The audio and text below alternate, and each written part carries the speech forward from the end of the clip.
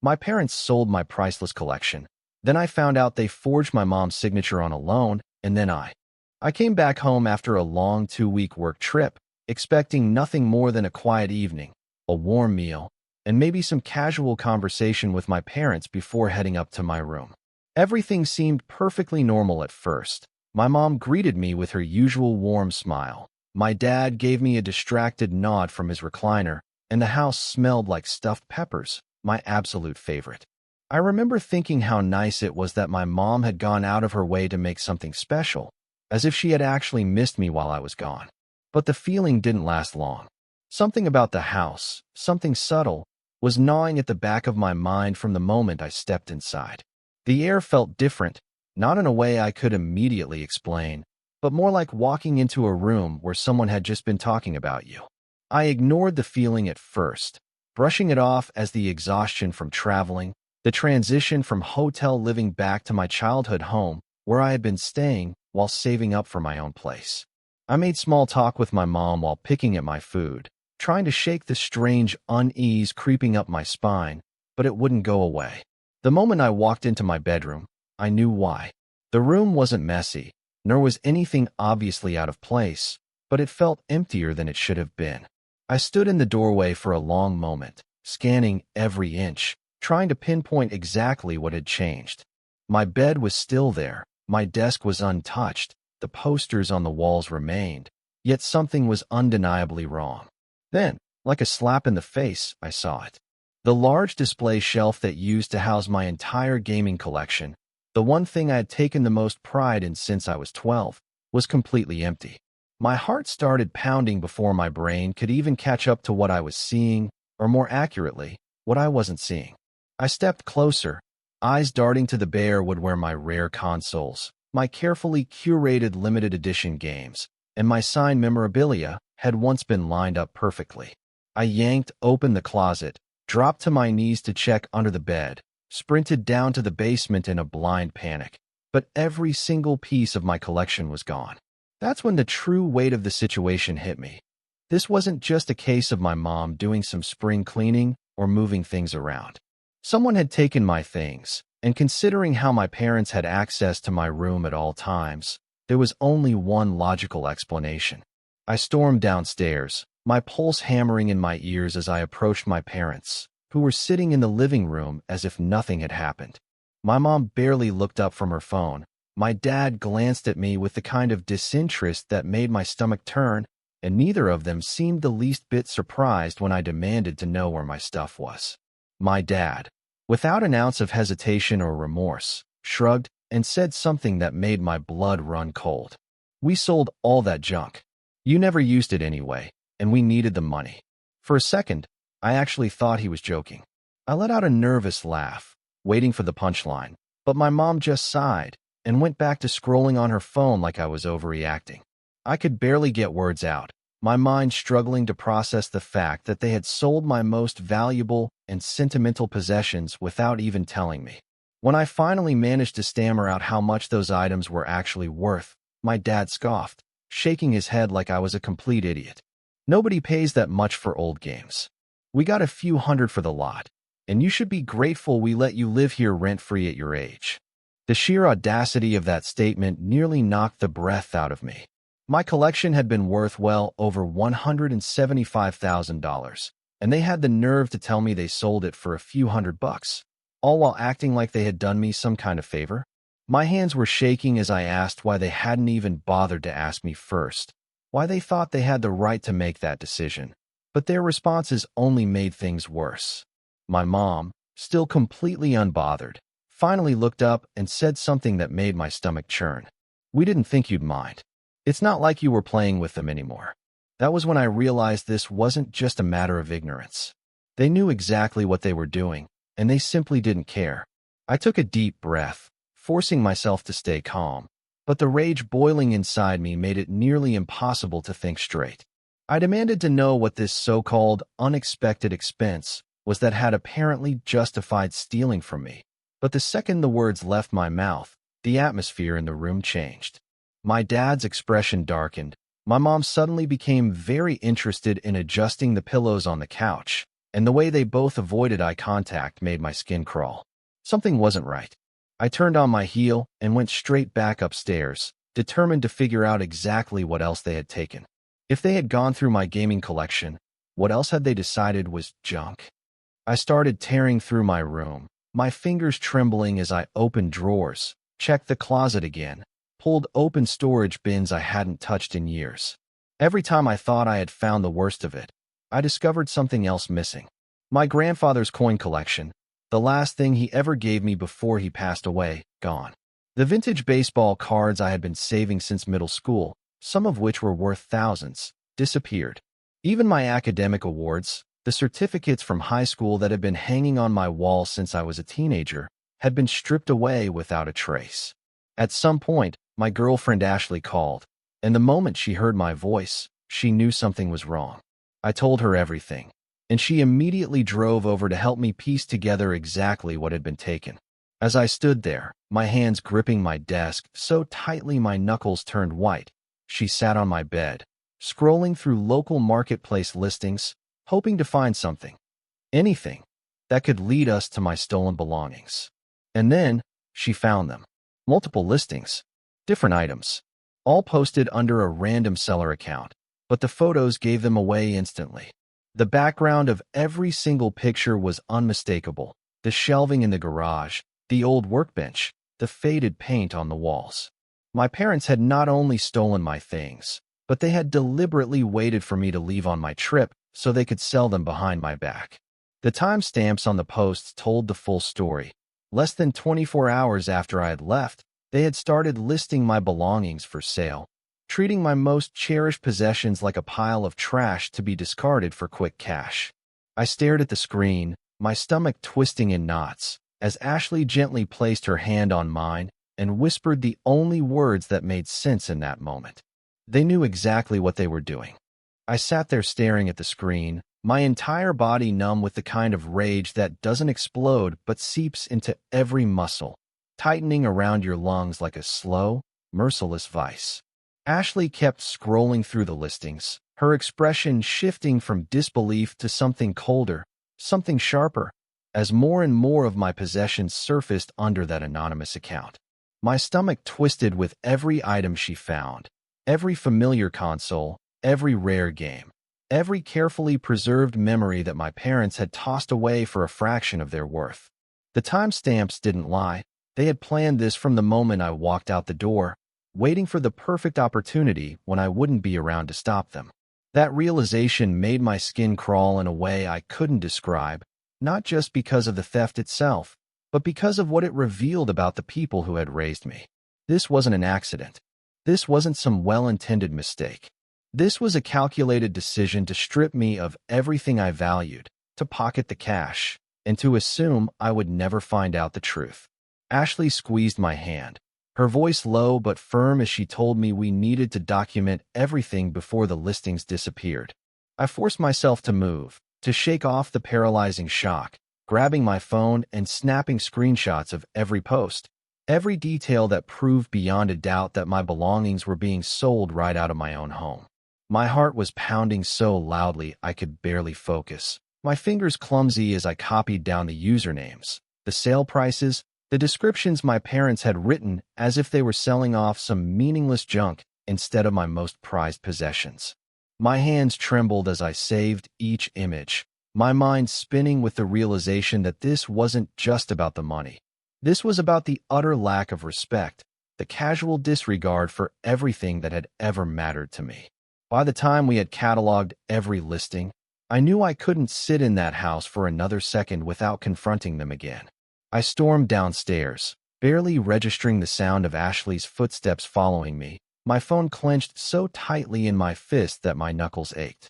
My mom was still on the couch, lazily flipping through TV channels like nothing had happened, while my dad sat in his recliner, a beer in one hand and his phone in the other, completely at ease. The sight of them, so calm, so unaffected, sent a fresh wave of fury through me, and before I could stop myself, I was shoving my phone in their faces, demanding to know why my possessions were being sold to strangers online. My mom barely glanced at the screen before letting out a dismissive sigh. acting as if I was making a big deal out of nothing, while my dad rolled his eyes and muttered that I needed to stop being so dramatic. My blood boiled at their indifference, at the sheer audacity of treating this situation like I was some spoiled child throwing a tantrum over losing a toy instead of a grown man whose entire collection had just been stolen by his own parents. I tried to stay calm, tried to keep my voice level, but the second I mentioned the specific marketplace account they had used, my dad's expression shifted from irritation to something more guarded, something that told me he wasn't as indifferent as he wanted me to believe. I pressed harder, demanding to know what they had really done with the money, demanding an actual answer instead of the vague excuses they had been feeding me all night. My dad exhaled sharply, rubbing his temple like I was some unbearable burden, and finally muttered that they had needed the money to cover some unexpected expenses. My mom, for the first time since the conversation started, looked genuinely uncomfortable, her fingers twisting in her lap as she avoided my gaze. That reaction made my stomach drop, because if it had been something simple, medical bills, house repairs, anything remotely reasonable, they wouldn't have been acting like this. I asked them outright if they were in debt, if they had gotten themselves into something they couldn't get out of, and for a split second, my dad hesitated, just long enough for my mom to cut in with a sharp, "It's none of your business." That was all the confirmation I needed. The way she said it, the way my dad immediately avoided eye contact, the way the air in the room grew heavier. It was all there, the unspoken truth they were trying so desperately to bury. The weight in my chest only grew heavier as I thought about the timeline, about the way my dad had been acting over the past few months, about the sudden defensiveness every time money was brought up, the expensive business trips he had been taking, the whispered conversations that would abruptly stop when I walked into the room, the mounting tension that had been creeping into the house long before this moment.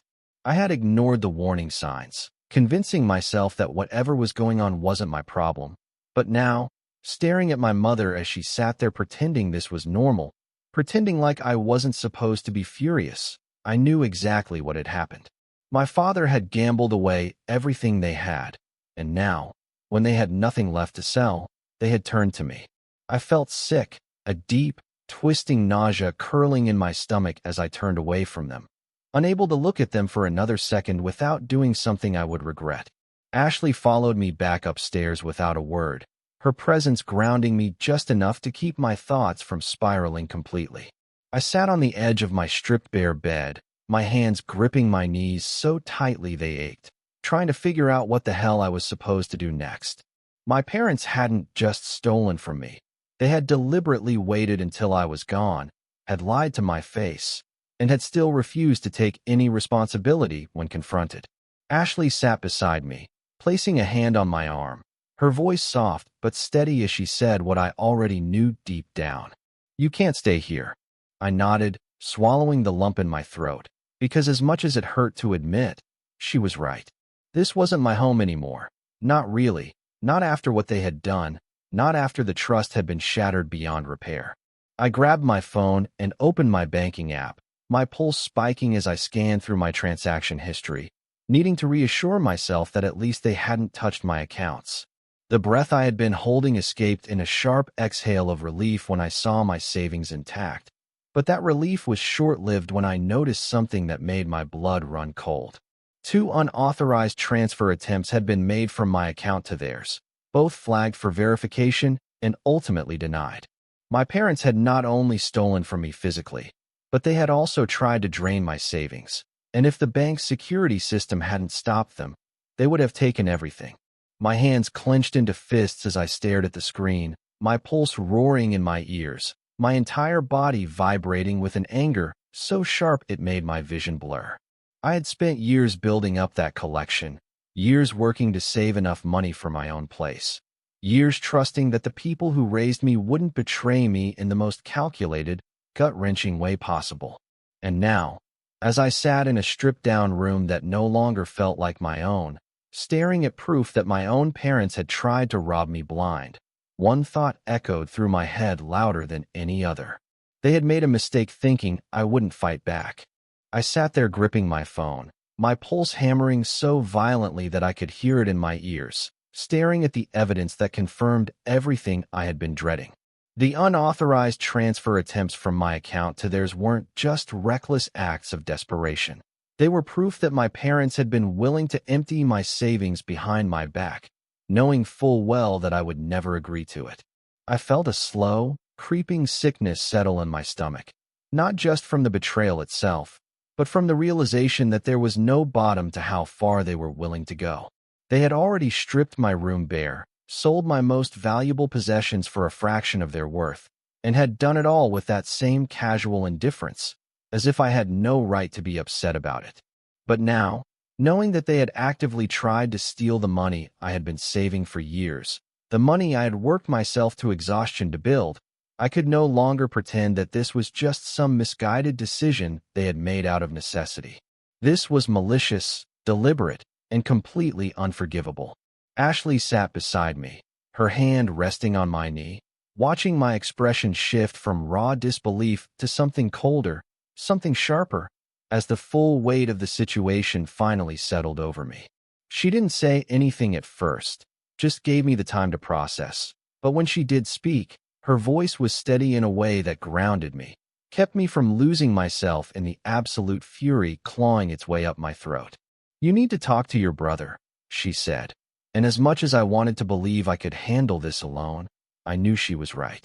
Matt had always been the more rational one, the one who could see things clearly even when emotions were running high, and if anyone knew what the hell was going on with our parents, it would be him. I called him without hesitation, barely giving him a chance to say hello before launching into everything. The stolen collection, the missing valuables, the marketplace listings, the blatant refusal to acknowledge they had done anything wrong, and finally, the attempted bank transfers that sent every red flag in my brain screaming at full volume. The silence on the other end of the line stretched for so long that I thought the call had dropped, but then Matt finally exhaled, and when he spoke, his voice carried a weight that made my stomach drop before he even finished his sentence. "I need to tell you something," he said, and that was when I realized something that sent an icy chill through my spine. He wasn't surprised. We met in person that same night, neither of us wanting to have this conversation over the phone, and the moment I saw the look on his face, I knew whatever he was about to tell me was worse than anything I had imagined. We drove around aimlessly, neither of us speaking at first, the quiet tension between us stretching tighter with every passing second, until he finally spoke in a tone so heavy I barely recognized it as his. "They've been gambling," he admitted, and even though I had already suspected it, hearing it confirmed sent a sickening jolt of realization through me. The more Matt talked, the more the pieces started falling into place, each one slotting together to form an even uglier picture than I had originally thought. He had known for months that our parents were in serious financial trouble, had noticed the withdrawals from their joint account, the strange shifts in their behavior, the way Dad had started making excuses for where money was going while Mom just sat there pretending not to notice. At first, Matt thought they were dealing with unexpected medical expenses or overdue bills, but when he started paying closer attention, it became painfully clear that they weren't just struggling, they were actively destroying themselves.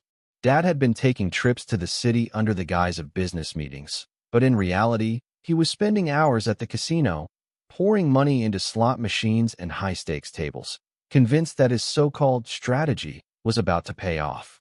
Meanwhile, Mom had been covering for him, smoothing over the growing gaps in their finances with empty reassurances that everything would work out, even as the walls were closing in around them. But the worst part, the part that made my blood run cold, was what Matt said next. "They ran out of things to sell," he admitted, his voice quiet but firm. "So they started looking at what you had." That was when I realized something that made my stomach churn in a way I had never felt before. They had planned this. This wasn't just some spur-of-the-moment decision made out of desperation. This was calculated, deliberate, and entirely premeditated. They had seen my collection sitting untouched in my room, had known exactly how much it was worth, and had made the conscious choice to sell it all behind my back the moment they knew I wouldn't be around to stop them. And when that wasn't enough, when they had burned through that money just as quickly as they had gotten it, they had turned to my bank account, fully prepared to drain every last cent I had been saving for my future. I could barely breathe by the time Matt finished talking, my mind spinning with the weight of what he had just laid out in front of me. But he wasn't done yet. "It's worse than you think," he said, and when I looked over at him, his hands were gripping the steering wheel so tightly that his knuckles had turned white.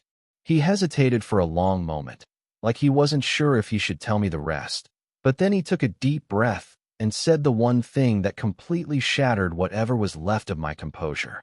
"Dad took out loans in Mom's name. She has no idea."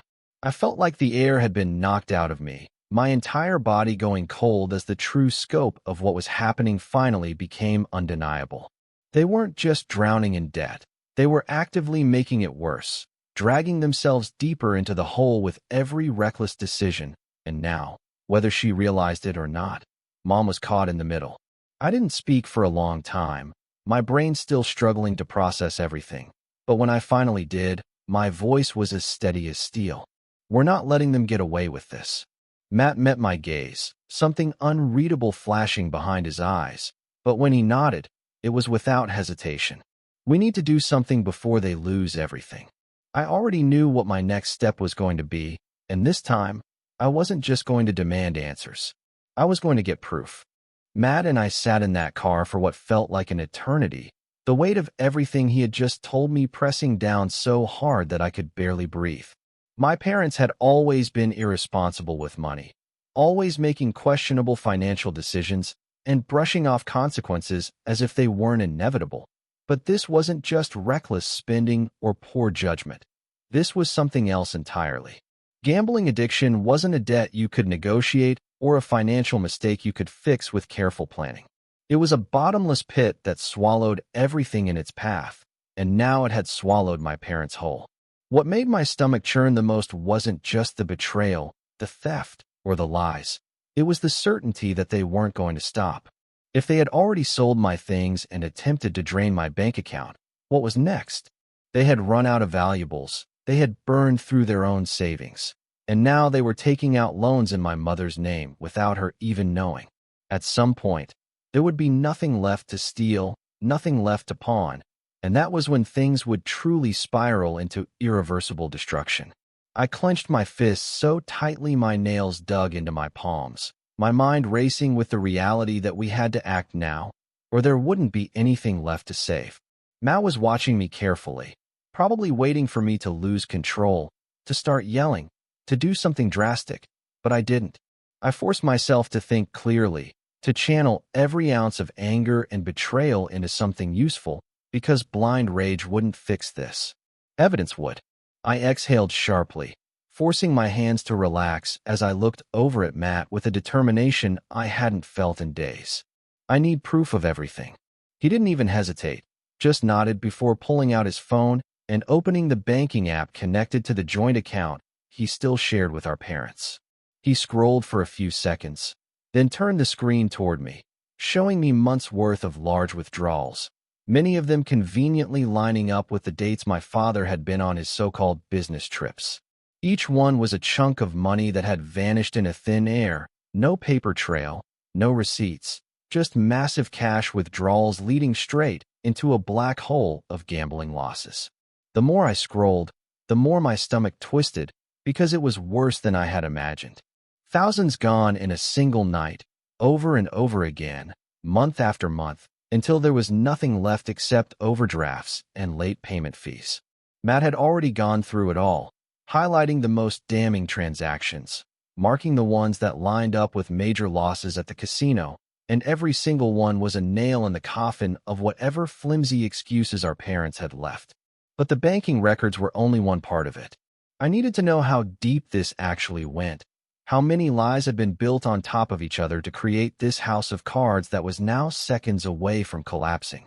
I told Matt I was going back to the house, not to argue or beg for explanations, but to find everything they were hiding before they could bury it deeper. Ashley had already offered to help, and as much as I hated dragging her into this, I knew I needed someone to keep me grounded if things got ugly.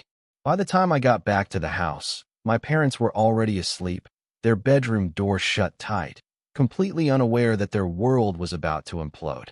I moved quickly, my adrenaline surging as I searched every inch of that house, going through drawers, checking inside cabinets, rifling through paperwork that had been carelessly stuffed into folders. At first, it was just bills, past due notices, the kind of financial red flags I had expected to find. But then I found something that made my stomach drop. A locked metal cash box had hidden inside the back of my father's closet, buried under a pile of old clothes, and I knew without a doubt that this was where the real secrets were kept.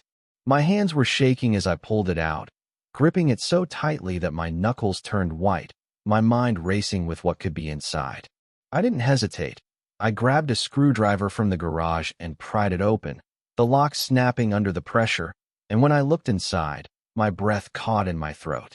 A handwritten ledger sat on top, a neatly organized spiral notebook filled with rows of numbers, names of casinos, and notes scribbled in the margins detailing every bet my father had placed for over a year. Each page was a record of losses, a trail of financial destruction meticulously documented as if it were some kind of business strategy instead of the complete unraveling of his life. But what truly made my skin crawl was what was underneath it. A pile of pawn shop receipts, each one listing items that had belonged to me, to my mother, to our family, all sold off in desperate attempts to keep his delusion alive for just a little longer. The final, crushing blow came when I found the forged loan documents buried at the very bottom, a stack of papers with my mother's signature so perfectly replicated that she never would have questioned it. My father hadn't just gambled away their savings, hadn't just stolen from me. He had stolen from his own wife without her even realizing it, trapping her in a debt she never agreed to. I sat there staring at the papers, my entire body trembling with a mixture of rage and devastation so intense I could barely think straight. My mother had always defended him, had always believed he would fix things, but she had no idea that she was already drowning in a mess that wasn't even hers. If she found out, if she knew that the home she had built with him for decades was now on the verge of being lost forever because of something she never signed off on, it would break her in a way I wasn't sure she could come back from. Ashley crouched beside me, her voice quiet but firm as she reached out and touched my arm. "We need to get out of here." She was right. I couldn't confront them now, not without a plan, not when I had all the proof I needed to take real action instead of just throwing accusations into the void. I grabbed everything, stuffing the receipts, the forged documents, and the ledger into my bag, and walked out of that house knowing that whatever happened next, they weren't going to get away with this. I barely slept that night, my mind spinning with everything I had uncovered, the weight of it pressing down on me like an avalanche that refused to let up. But there was one thought that kept repeating itself in my head, over and over, louder and louder, until it was the only thing I could hear. This wasn't just about getting my things back anymore. This was about making sure they never had the chance to do this to anyone again. When Matt sent me the photos, I felt a kind of sick relief, the kind that comes when you finally have confirmation of something you already knew but didn't want to believe. The debts weren't just massive. They were catastrophic, spread across multiple casinos, online betting accounts, and loans from sources that weren't exactly legal. There were names in that spreadsheet that neither of us recognized, numbers that didn't come from any traditional bank, and that was when we realized that our father had crossed a line that neither of us had expected. It wasn't just about gambling addiction anymore. It was about owing the kind of people who don't take, "I can't pay," as an answer. I knew we couldn't wait any longer.